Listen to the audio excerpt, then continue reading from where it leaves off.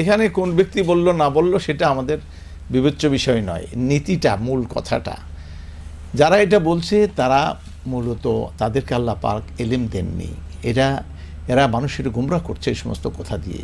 কারণ আদম আলাইহিস সালাম, নবী সাল্লাল্লাহু আলাইহি ওয়াসাল্লাম বলছেন ইন্নাকুম লিআদামু মিন তুরাব, আদম তোমরা সবাই আদমের সন্তান, আদম হলো মাটি দিয়ে।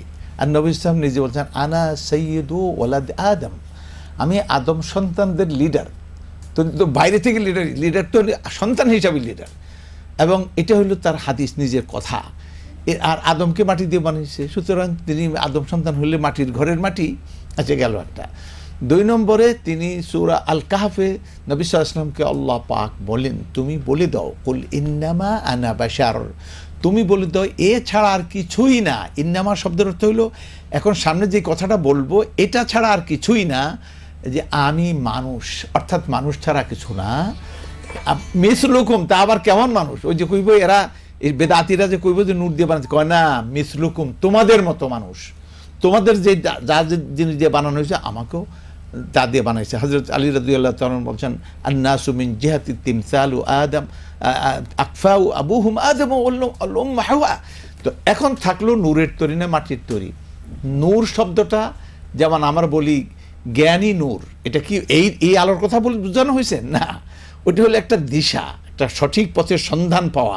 এটাকে আলোর রূপক অর্থে আলো বলা হয়।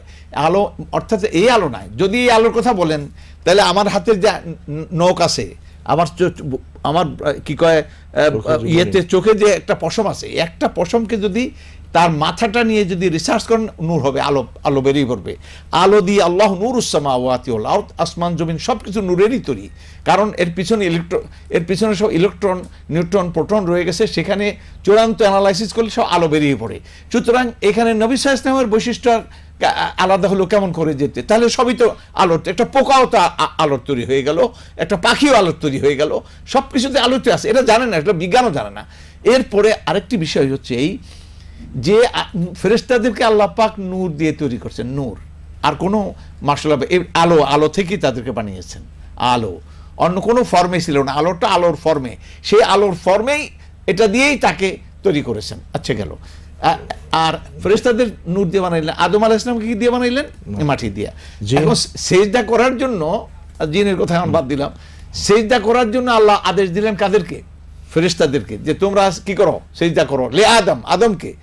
আদম কিসের তৈরি? মাটির তৈরি। আর ফেরেশতারা কিসের? আলোর তৈরি। তাহলে এখন দাম কিসের বেশি হইল? আসল কথা হইল, আর তাছাড়া একদিকে আলো, ওই যে শয়তানের কিছু যে আমার আগুন দিয়ে বানাইছে, আগুনের মধ্যে আবার আলো আছে, আগুন জ্বালালে আলো হয়, তো এর মধ্যে ডবল আছে, তাই তো ক্ষমতা মর্যাদা তার আরো বেশি হয়। একদিকে আর আগুন, আরেকদিকে আবার জ্বালালে কি হয়? আলো হয়ে যায়। কিন্তু সে আনা খায়রুম মিনহু, আমি তার চেয়ে ভালো। আল্লাহ কয় ইবলিস তুমি বেশি জানো না, আমি বেশি জানি। সুতরাং আল্লাহ তাআলা কার মর্যাদা বেশি দিলেন? আদমের।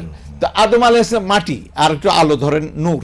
তো মাটি দিয়ে, মাটির মধ্যে তো মাটির অ্যানালাইসিস করলে আলো বাড়িয়ে পড়ে। মাটির মধ্যে কলা গাছ, নারকেল গাছ, ফল মূল, ধান, চাউল, মরিচ, ডাল সব কিছু মাটির থেকে উৎপন্ন হয়। আমাদেরকেও দাফন করা হয় মাটি দিয়ে, আলো দিয়ে দাফন করা হয় না, মাটির দিয়ে। তো কোনটা বেশি প্রয়োজনীয়? তো মাটিটা। আর আলো দিয়ে কি হলো? আলো ফেরেশতারা আলো দিয়ে তৈরি হলো, আলো দিয়ে কি হলো? সুতরাং কোনো দিক থেকে মাটি এর চাইতে উত্তম, শুধু আলো চাইতে কি কয় মাটি উত্তম। আবার বলবেন যে আল্লাহ তো নূর, আল্লাহ নূর আলাদা জিনিস, এটা মখলুক নূর না। আর সমস্ত নূর হলো সৃষ্টিগত নূর, আর আল্লাহ পাকের নূর হলো জাতি নূর। এটার সঙ্গে লাইসা কামিসলিহি শাই, তার মতো কিছু জিনিস নাই, এটা বলা যাবে না। আল্লাহটা আল্লাহরই জন্য। সুতরাং এগুলি মূর্খতা ছাড়া, একবারে মূর্খতা ছাড়া আর কিছুই নেই। আল্লাহ তাআলা ওদেরকে হেদায়েত করুন, আমাদেরকে হেদায়েত করুন। আমিন, আমিন, আমিন।